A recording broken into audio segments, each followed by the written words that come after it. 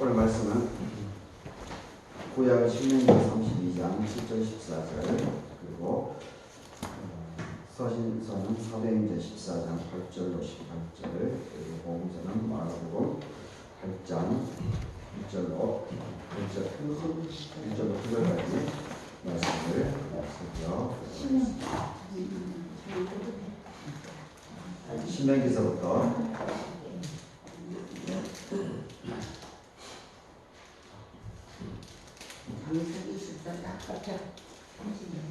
신명기 32장부터 한 구절씩 나누어서 읽어보도록 하겠습니다. 장세기 14장. 원래 보면 신명기.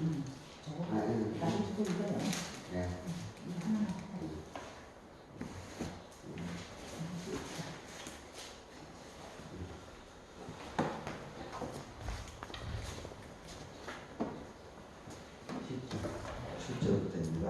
옛날을 기억하라. 역대의 연대를 생각하라.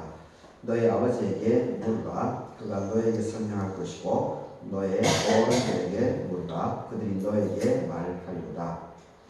기 높으신 자가 민족들에게 기업을 주실 때에 인정을 나누실 때에 이스라엘 자손의 수요대로 백성들의 경계를 정하셨도다.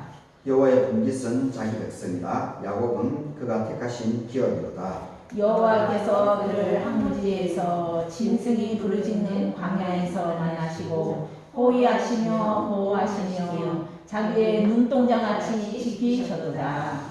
마치 독수리가 자기의 보금자리를 어지럽게 하고 자기의 새끼 위에 너풀거리며 그의 날개를 펴서 새끼를 받으며 그의 날개 위에 그것을 엎는 것 같이 여호와께서 홀로 그를 인도하셨고 그와 함께한 다른 신이 없었도다. 여호와께서 그가 땅의 높은 곳을 타고 다니게 하시며 밭에 소산을 먹게 하시고 반석에서 꿀을 묻은 반석에서 기름을 빨게 하시며 소의 어린 젖과 양의 젖과 어린 양의 기름과 바산에서 난 순양과 염소와 지극히 아름다운 밀을 먹이시며 또 포도즙의 붉은 술을 마시게 하셨도다.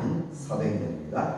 루스드라에 발을 쓰지 못하는 한 사람이 앉아 있는데 나면서 걷지 못하게 되어서 걸어본 적이 없는 자다. 바울이 말하는 것을 듣고는 바울이 주목하여 구원받을 만한 믿음이 그에 있는 것을 보고 큰 소리로 이르되 너의 발로 바로 일어서라니 그 사람이 일어나서 걷는지라. 무리가 바울이 한 일을 보고 루가오니아 방언으로 소리질러 이르되 신들이 사람의 형상으로 우리 가운데 내려오셨다 하여 바나바는 제우스라 하고 바울은 그 중에 말하는 자이므로 헤르메스라 하더라. 시외 제우스 신당의 제사장이 소와 하완들을 가지고 대문 앞에 와서 무리와 함께 제사하고자 하니 두 사도 바나바와 바울이 듣고 옷을 찢고 무리 가운데 뛰어들어가서 소리질러 이르되 여러분이여 어찌하여 이런 일을 하느냐. 우리도 여러분과 같은 성령을 가진 사람이라. 여러분에게 복음을 전하는 것은 이런 헛된 일을 버리고 천지와 바다와 그 가운데 만물을 지으시고 살아계신 하나님께로 돌아오게 하니라.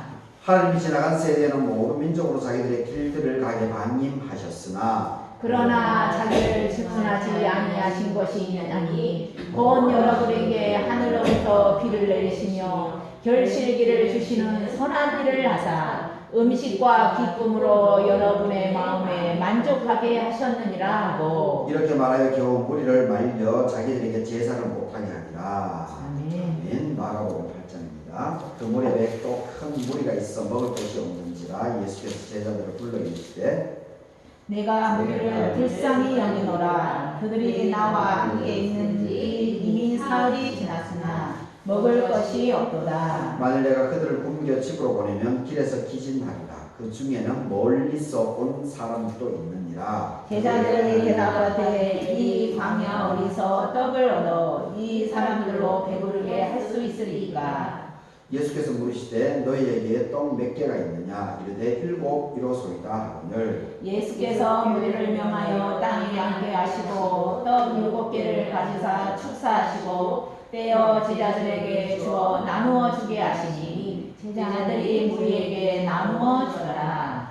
또 작은 생선 2마리가 있는지라 이에 축복하시고 명령해서 이것도 나누어 주게 하시니 배불리 먹고 남은 조각 7 강두리를 거두었으며 사람 약 4,000명 되더라. 예수께서 그들을 흩어 보내시고 아멘. 아멘. 오늘 이 세 본문으로 신들이 사람의 형상으로 우리 가운데 내려오셨다.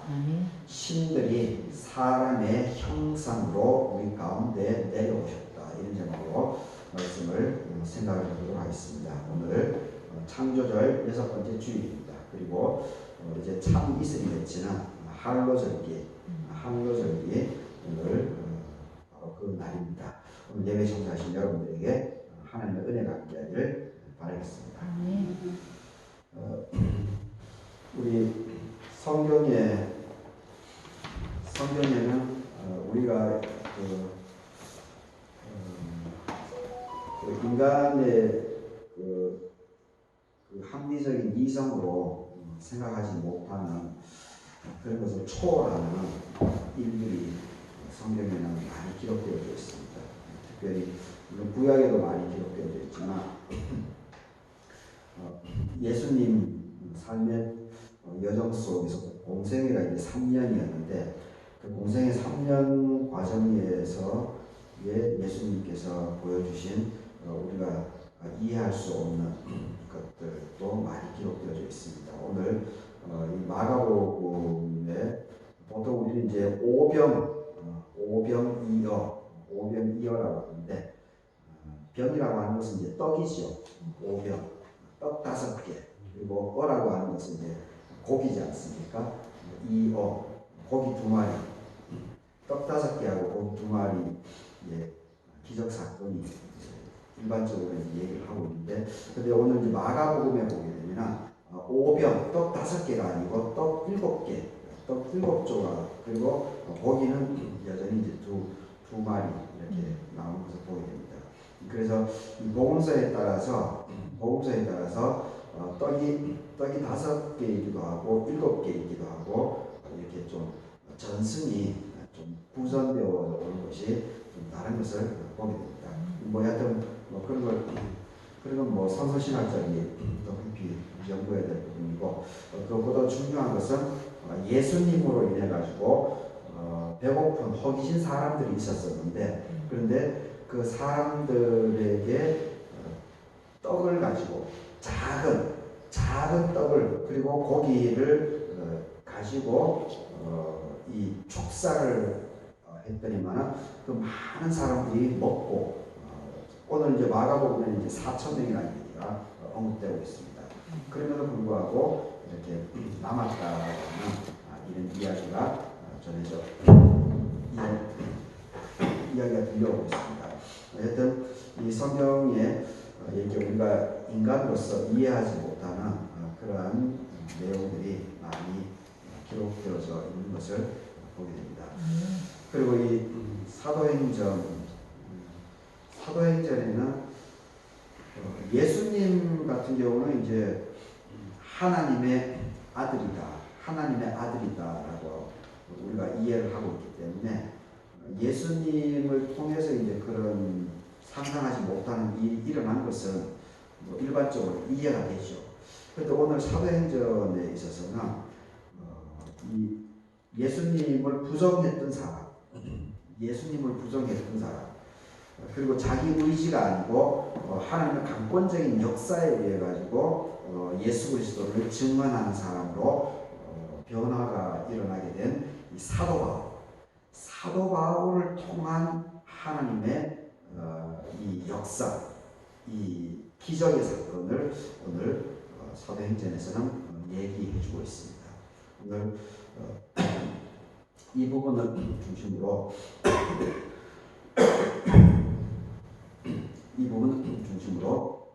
오늘 한번 살펴보도록 하겠습니다. 이 사도행전 이 8절에 보게 되면 이 루스드라라고 하는 지역에서 벌어진 일입니다.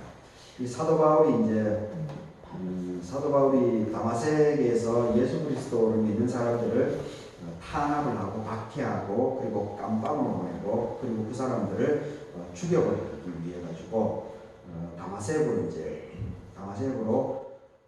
법적인 효력이 발생하는 그런 지금으로 얘기하면 뭐 영장이죠. 영장을 공문서를 가지고 이제 이렇게 다마섹으로 가고 있었죠. 근데 다마섹으로 가는 과정 속에서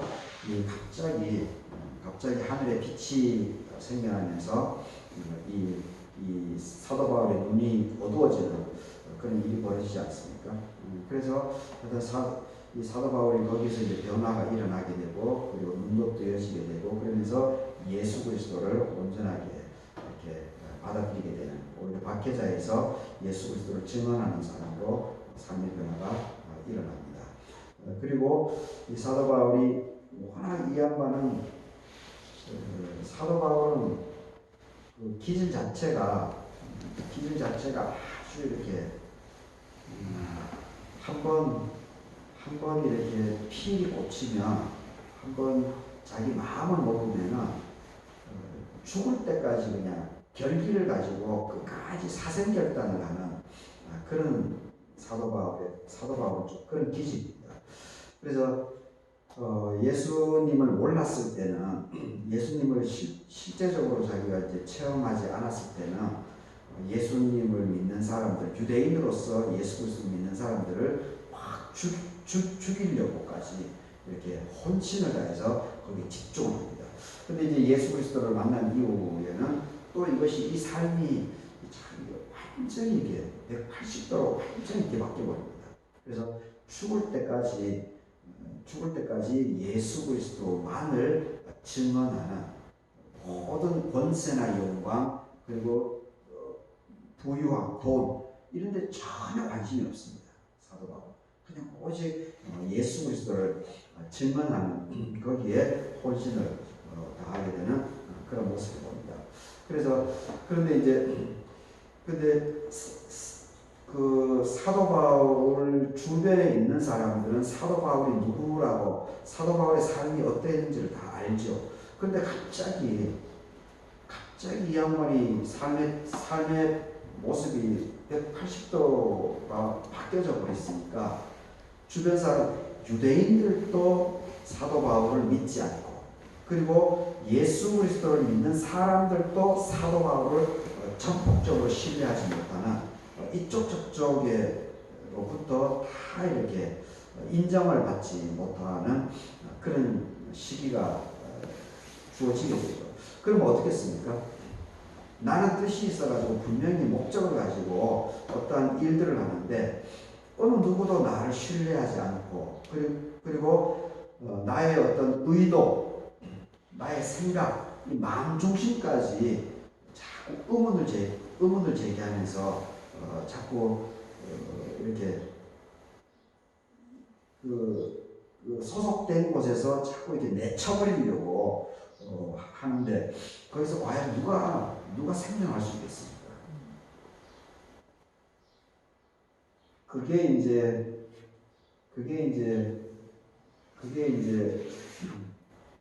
중고등학생 아이들이에서 일어나고 있는 그 왕따죠. 왕따를 당하면은 어느 누구도 쉽게 거기에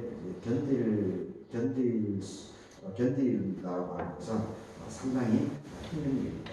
그래서 사도 바울 역시 예수 그리스도를 경험한 사람이었지만 사도 바울 역시 너무나 급변하게 이렇게 그 생각의 변화가 일어났기 때문에 그래서 유대인들로부터도 인정받지 못하고 그리고 예수 그리스도를 믿는 사람들로부터도 이렇게 신뢰를 받지 못하는 그런 과정들이 이제 벌어지게 되는 거죠. 그래서 이제 사도 바울은 자기 나름대로 막 이게 열정을 다해서 하고 있는데 다 인정을 받지 못하니까 사도 바울이 이제 지쳐버리게 되어서 성경에는 이제 자세하게 공급이 나와 있지 않지만 그래서 결국은 자기 고향으로 갑니다. 자기 고향, 이 다소라고 하는 자기 고향에서 거기서 이제 어느 누구도 만나지 않고 그냥 기도하고 성경 보고 이렇게 이런 삶을 이제 보내게 됩니다. 그러면서 거기서 이제 자기 하나님에 대한 그리고 예수 그리스도에 대한 이러한 부분들이 많이 이렇게 정리가 되죠. 다른 사람들을 만나지 않고 거기에 집중을 하게 되니까 그런 아주 기뻐지는. 그래서 그 기간을 한 10년 정도 나소에서 철이 들고 공부를 한 이후에 그 고향에서 10년 정도를 있다 보니까 그때 이제 하나님께서 또 역사를 하게 됩니다. 그때 하나님께서 안디옥이라고 하는 지역에서 첫 번째 목회를 하고 있는 이 바나바라고 하는 사람을 하나님께서 이 다소 지역으로 보내게 됩니다. 그래서 이 하나님께서 이 바나바를 통해서 사도 바울을 거기서 고향에서 아무 일도 하지 않고 그냥 오직 이렇게 깊은 성경 연구 그리고 기도 생활만 하고 있었던 이 사도 바울, 하지만 열정은 차고 넘치고 있었던 그 사도 바울을 이제 세상 밖으로 이 바나바를 통해서 끄집어내게 됩니다. 거기서부터 이제 사도 바울의 놀라운 엄청난 이 역사가 거기서부터 이제 안디옥에 오면서부터 본격적으로 이루어지게 됩니다. 그렇게 하다가 그것이 이제 그 사도행전 이제 12장에서부터 이 본격적으로 안디옥 교회가 11장에서 이제 안디옥 교회에서 본격적으로 일어나는 것을 보게 됩니다. 그리고 이제 사도 바울은 유대인이었음에도 불구하고 유대인들을 향해서 예수 그리스도를 증언하는 것은 당연하고, 그리고 유대인들이 거부했던 이방인들의 이 초점을 맞추게 됩니다. 그래서 이방인들에게 예수 그리스도를 증언하는 어느 누구도 생각을 하지 못했던, 물론 이제 예수님께서는 이제 그것을 실천하고 행동으로 옮기셨지만, 근데 그것을 본격적으로 이 이방인들에 대한 이러한 이방인들을 향해서 예수 그리스도를 증언하는 이런 것을 어느 누구도 생각을 하지 못했습니다. 예수님의 제자들 중에서도 그런 생각을 하지를 못했는데, 이 사도 바울에 의해서 본격적으로 이방인들에게 복음을 전하는 일들이 벌어졌습니다. 그래서 오늘 이제 첫 번째로 이방인들에게 복음을 전하러 가는 첫 번째 선교 여행이라고 하죠. 선교 활동에서 이 루스드라라고 하는 거기서 벌어진 이 사건을 오늘 사도행전에서는 얘기를 해주고 있습니다. 그래서 이 8절을 보게 되면 루스드라에 발을 쓰지 못하는 사람이 있었다. 그런데 태어나면서부터 걷지를 못한 겁니다. 태어나면서부터 걷지 못했던 사람입니다. 그런데 9절을 보게 되면 이 바울이 그 걷지 못하는 사람이었는데, 태어나면서부터 걷지 못하는, 그리고 이방인입니다. 유대인이 아닌데, 근데 사도 바울이 이제 예수 그리스도에 대해서 이야기를 전해주는데, 지금 얘기하는 이제 설교하는 거죠. 예수님에 대해서 이제 설교를 하고 있는데, 이 루스드라에서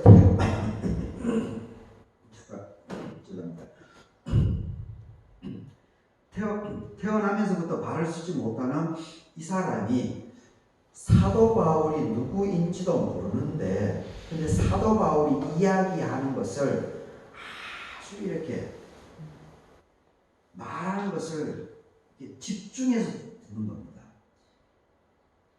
사도 바울의 이야기를, 아마 예수 그리스도가 누군지도 당연히 모를 텐데, 근데 사도 바울의 이야기를 이 사람이 사도 바울을 처음 볼 텐데 정말 이렇게 집중을 해가지고 그러니까 사도 바울이 이제 눈을 정면으로 이제 봤겠죠.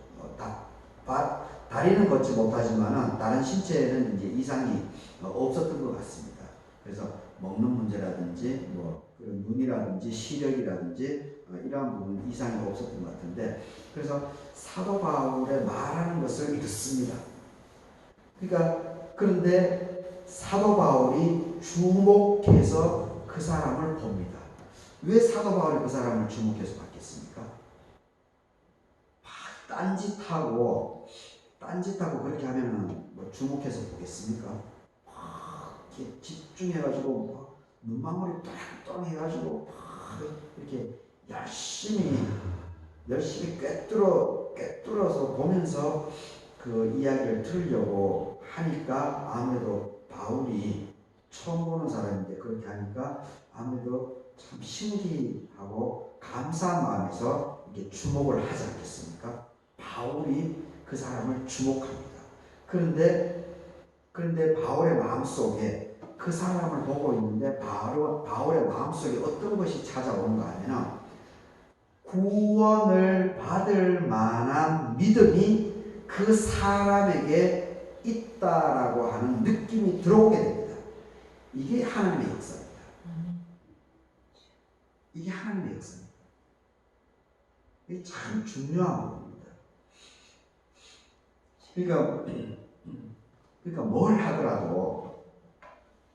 뭘 하든지 간에 집중해서 하는 것이 필요합니다. 1분 1초를 하더라도 자기가 하는 그 일에 물론 악한 일은 그런 건 아예 떠나가야 되지만 악한 일이 아닌 이상은 내가 하는 그 일에 집중을 해서 초점을 맞추어서 그것에 매진하는 그 삶이 그 사람을 구원해 줍니다. 그런 삶의 자세를 갖고 있는 그 사람이 반드시 성공하게 되고 있습니다. 그런 사람이 하나님의 은혜를 받게 됩니다. 그런 사람이 통해서 역사가 일어나게 됩니다. 우리가 제가 이제 초등학교 때 이제 3학년 때 이제 과학을 배웠던 것 같은데 1, 2학년 때는 과학을 안 배웠던 것 같습니다. 초등학교 3학년 때 아마 과학을 배운 것 같은데 그때 이제 그 수업 시간에 그때 이제 현미경 돋보기를 처음으로 제가 만졌던 것 같아요. 당연히 이제 선생님이 그 사라고 했겠죠. 그 과제 실험도 해야 되고 하니까 그때만 하더라도 뭐 한 반에 거의 한 70명 가까이 됐으니까 학교에서 그런 것을 물론 과학실에는 그것을 샘플로 사놓기는 하지만 70명이 그것을 70개를 사놓고 그러지는 못하던 그런 시절이었죠. 그래서 이 선생님 이제 돋보기를 사게 해가지고 돋보기로 그 성냥이 있지 않습니까? 성냥 그 끝에 이제 화약이 묻혀 있는 요즘 이제 성냥도 보기 있는데 그 선생님이 이제 그 성냥에 돋보기에 초점을 맞춰가지고 하니까 불이 막 일어나더라고요. 그 3학년 때 그 모습을 처음 보고 이제 제가 놀랬죠. 물론 다른 애들도 아마 놀랐을 것 같은데 그 성냥에 불이 붙는 이유가 뭡니까? 이 돋보기 때문이죠. 돋보기라고 하는 이 도구가 태양의 그 열을 여기 집중을 이 돋보기 렌즈를 통해서 집중했기 때문에 그 물질이라고 하는 이 화약 성냥이라고 하는 것이 이 고체가 불로 변하게 되는 그런 그 변화가 일어나지 않습니까? 초점을 맞추었기 때문에 그런 변화가 일어나게 되는 거죠. 우리의 삶들도 그리고 믿음의 세계도 저는 이와 동일하다라고 하는 것을 바로 이 구절에서 우리가 볼 수가 있는 겁니다. 이방인입니다. 그리고 예수 그리스도에 대해서는 전혀 아마 들어보지 못했던 그리고 나면서부터 발을 쓰지 못했던 이 사람이, 근데 사도 바울이 가가지고 이야기를 하는데 사도 바울의 이야기를 집중해서 듣는 겁니다. 집중해서. 그래서 사도 바울이 이 사람이 참, 이 사람이 뭔가 이 사람에게 뭔가 일이 벌어지겠다. 이 사람에게 뭔가 이야기를 하게 되면 이 사람은 내가 하는 말을 다 이렇게 전심으로, 마음 심중으로 내 말을 다 듣겠다. 이런 마음이 사도 바울에게 일어나는 겁니다. 구원받을 만한 믿음이 그에게 있는 것이 사도 바울에게 느낌으로 이렇게 다가오는 겁니다. 그래서 10절에서 이제 사건이 벌어지게 됩니다. 사도 바울 큰 소리로 외칩니다. 뭐라고 외칩니까? 같이 읽어보겠습니다. 큰 소리로 이르되 뭐라고 합니까? 너의 발로 바로 일어서라. 너의 발로 바로 일어서라. 너의 발로 바로 일어서. 바로 일어서. 바로 일어서. 그러니까 어떤 사건이 벌어집니까? 그 사람이 일어나서 어떻게 됩니까? 걷습니다. 그 사람이 일어나서 걷습니다. 왜 이런 사건이 벌어지죠? 왜 이런 사건이 벌어지죠? 두 가지 원인이죠. 두 가지가 작동되죠. 하나님의 기적의 사건, 하나님의 역사하시는 사건, 다 동일한 원리입니다. 두 가지입니다. 두 가지가 작동합니다. 두 가지.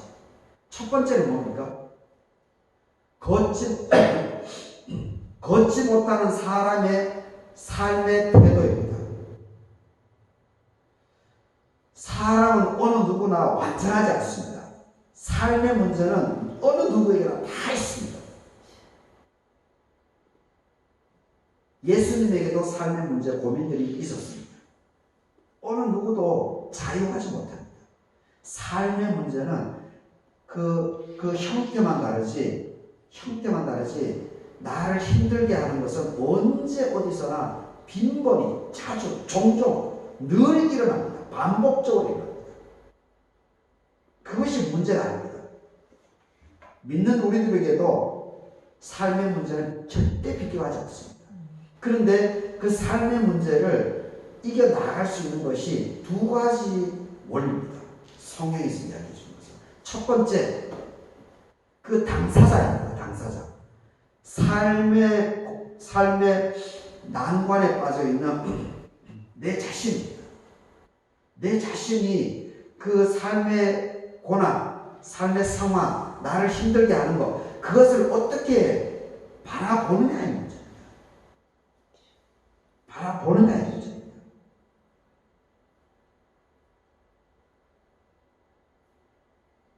건강하지 않는 사람, 의식이 건강하지 않는 사람, 늘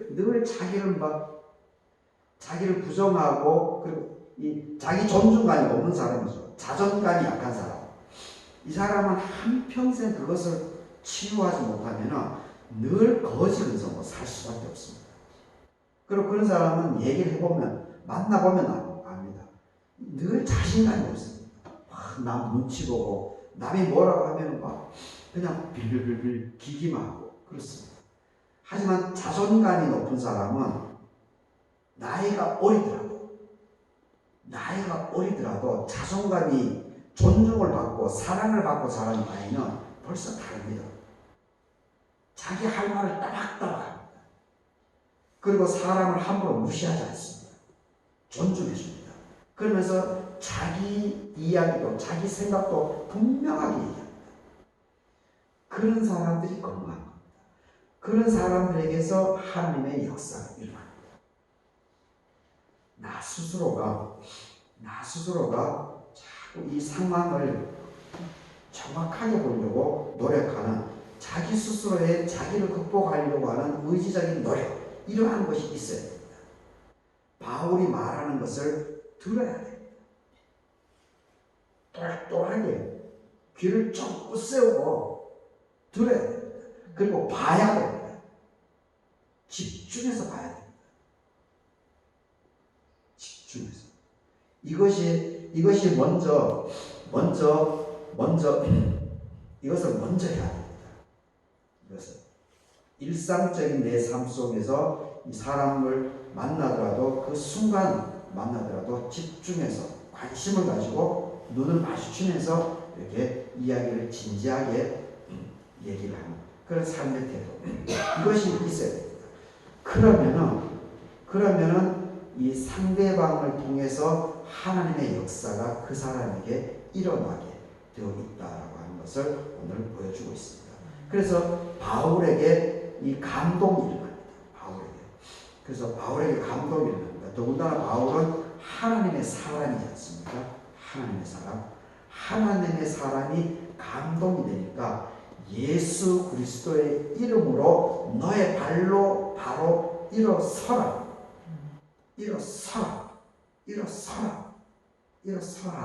하니까 이제 사도 바울에 갖고 있는 그 에너지, 그 믿음, 이것이 이 사람이 집중하고 있었기 때문에 곧바로 그 믿음이 사도 바울의 이 선포, 선언, 이것이 이 사람 마음으로 그냥 싹 들어가 버리게 됩니다. 싹 들어. 사탄의 역사도 이렇게 됩니다. 사탄의 역사도 부지불식간에 그냥 순간적으로 우리 마음으로 사탄도 싹 들어와서 내 마음을 막 격동시킵니다. 사탄의 역사도 그렇습니다. 근데 성령의 역사도 그렇습니다. 그래서 우리가 늘 같은 상황임에도 불구하고 여러 가지 현상으로 드러나는 것이 바로 그것은 그 같은 동일한 상황에 있는 그 사람의 마음 자세, 마음 태도 여기에 따라서 그 상황들은 변화가 되어 있습니다. 같이 예배를 드리면서도 은혜 받는 사람이 있고 같이 예배를 드리면서 불평불만이 쏟아지는 사람이 있습니다. 그것은 그 사람 안의 문제입니다. 목사가 되어가지고 남을 저주하고 이런 말을 하겠습니까? 물론 그렇게 하는 몇몇 부류의 사람들이 있지만 일반적으로 그러지 않죠. 축복을 선언하죠. 그리고 교훈이 되는 이야기를 하죠. 근데 그것을 어떻게 받아들이느냐? 아멘 하면서 집중해서 그것을 받아들이는 사람이 있고, 했던 말 또 하고 있네. 어쩌고 뻔히 아는 것을 또 얘기하고 있네. 그럼 이게 튕겨나가죠. 그러면 여기에는 아무런 이게 제가 돋보기와 성향이 불타는 것을 얘기했는데 이게 스파크가 있네.